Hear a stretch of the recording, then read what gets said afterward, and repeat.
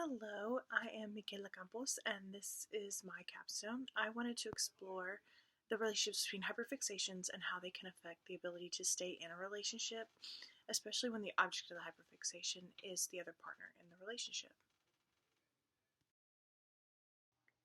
So, what is a hyperfixation? A hyperfixation is something that happens when a person is absorbed into something, such as a person, place, or thing, or even a hobby, to the point where it causes disruptions in day to day functions. After saying this, I kind of realized that it is basically an inhibition from outside stimulation, unless it comes from the treasured noun of the time. For example, being obsessed with a TV show and buying all the CDs to the soundtracks, the DVDs to the television show, posters, plushies, and so forth, only to realize that the TV show is not actually that great. Now you're left in the middle of a house full of merchandise for a show that you now know is mediocre and could care less about. Hyperfixations are common amongst those with ADHD, myself included, which is why this topic is so fascinating to me, because it is something that is not only secluded to those with a diagnosis. Despite this, there is very little research that has been done in this area, and even less when it comes to how it can affect people in their daily lives.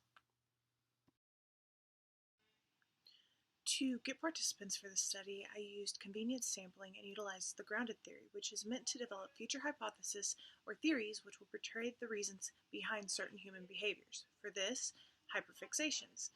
It brought together information to find common traits amongst participants in their interviews.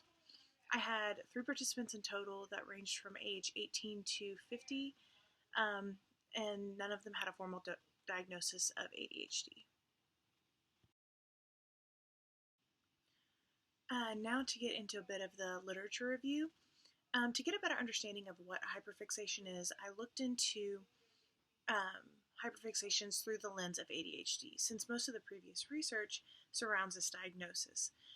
Through this branch of study, it led me to the visuospatial sketchpad. This sketchpad is part of the working memory and collects visual stimuli.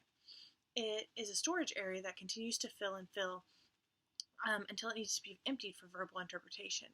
When the visual stimuli that we are receiving is something that we deem of the utmost importance, it allows for the capacity of the sketchpad to expand, much like a rubber band. Because the hyperfixation minimizes outside stimulation, this allows for the rubber band that is the sketchpad to be filled with the hyperfixation only. It is important to remember that hyperfixations are not constant. They're something that come and go. One month the hyperfixation can be on crocheting, and then the next you can have a hyperfixation on a movie that only lasts about a week. Or, like the purpose of the study, a hyperfixation on a partner within a relationship. With a partner being the focus of the hyperfixation, it puts them on a pedestal that they are unaware of. Because of this, there is a chance for nervousness to be a factor in the relationship, especially when the hyperfixation is gone or on a downward slope. One person from Attitude says, "Now I feel like I don't even enter his mind anymore, like I'm invisible." On the flip side, or for the person with the hyperfixation, the loss of the hyperfixation can cause emotional distress. Claire Moss, who hyperfixated on the musical of Percy Jackson to get through COVID, described it as a coping mechanism, but also says it can be an ugly thing that rears its head when you least expect it, one that leaves you crying in your bed at 2 in the morning, praying for the first time in weeks that some higher power will scoop your fixation out of your brain and leave your mind silent, at least for an hour or two. It's debilitating, it's controlling, it's terrifying. I also kind of looked into the attachment styles to see if there was any correlation between the two and if they played any part in the way a hyperfixation presents itself.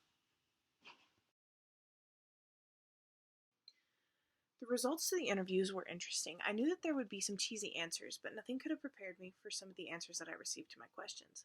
Thankfully, I did get the answer I was looking for, even if it came out to be a bit different than what I expected. For the two that had a fearful attachment, their hyperfixations, while on the relationship and partner, they focused more on perceptions rather than the person themselves. For the Jim, there was a focus on quality time spent together with the other person, and for AON, there was a worry about appearing to be perfect. Raven, on the other hand, had an anxious attachment style, and this seemed to cause the hyperfixation to really latch onto the proximity in which they were with their partner. Even when the frustration with their partner and they needed that distance, they still wanted to be as close as physically possible. It seems, though, in the end, that they all had something that really pushed them to continue their relationship when the hyperfixation wore off. For Jim, hope; Adolf, a sense of relief; and for Raven, the security that their partner would always be there.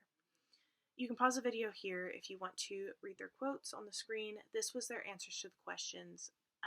What motivated you to continue to pursue the relationship when the hyperfixation ended?